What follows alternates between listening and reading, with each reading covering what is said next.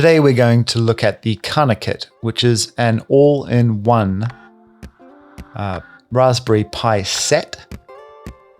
There's a little bit of documentation, but let's start. This is the micro HDMI to HDMI cable that'll connect it to a monitor or TV. Here we have a USB-C power supply with a Euro adapter included that will power the unit.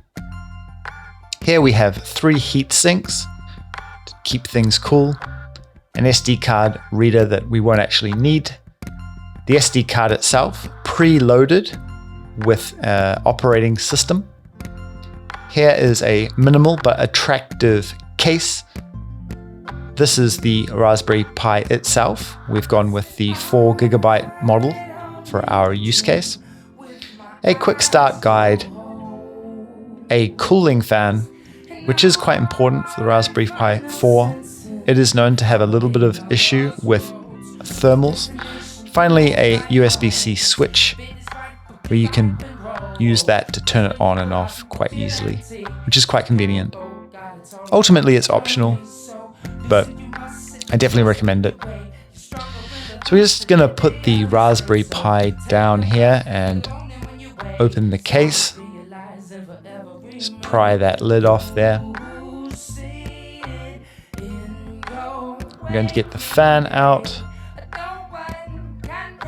and just check the quick start guide. Unfortunately, I had some camera issues, so you're going to have to read the quick start guide to figure out how the pins go and how the heat sinks are set up.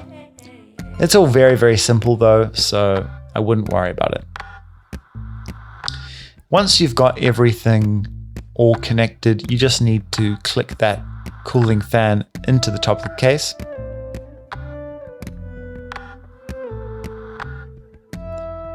Now, one thing to remember is you do not want to insert the SD card until you have the rest of the unit assembled. If you put the SD card in immediately and then try and insert it into the case, it's very likely you will damage that SD card. So just be careful. One thing you also might notice is there are 2 display ports. There's an HDMI 1 and an HDMI 2. Make sure when you're first booting the Raspberry Pi that you use HDMI 1. If you use the second one on the right, you may think that the display is not working. It is working, you're just an idiot. So remember, use the left one.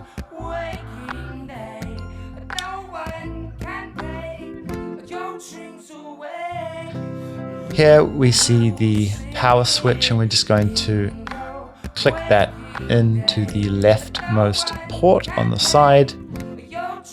And you can see that little button, which will allow you to turn the Raspberry Pi on and off without unplugging it, which is actually very convenient. One of the reasons I recommend the Canakit is, for that extra accessory, but in particular the heat sinks and the cooling fan.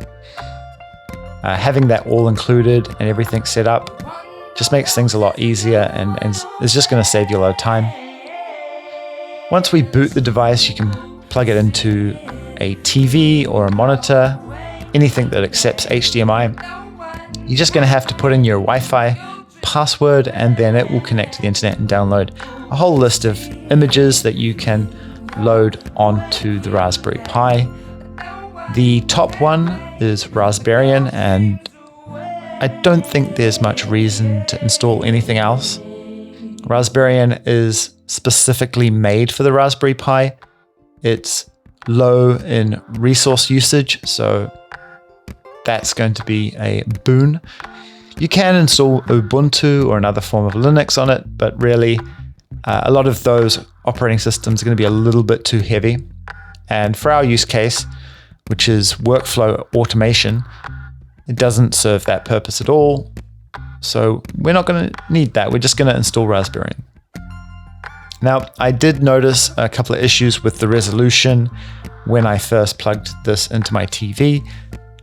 I did just need to go into the display settings, update the software and restart the Raspberry Pi. And when I set the resolution in the preferences, everything was fine. So yes, I'll put a link to the Canakit in the description. I think I got mine for £90, and that includes the Raspberry Pi itself, which in my opinion is a really good deal. But I think that brings us to the end. So now we have the Raspberry Pi set up. Remember to subscribe or check us out on Twitter, because next we will be setting up a configuration management system on the Raspberry Pi, and then installing some automation tools so that we can start automating lots of our workflow with this thing. I look forward to doing that, and I think it's going to be really interesting. So, as always, take care and ciao.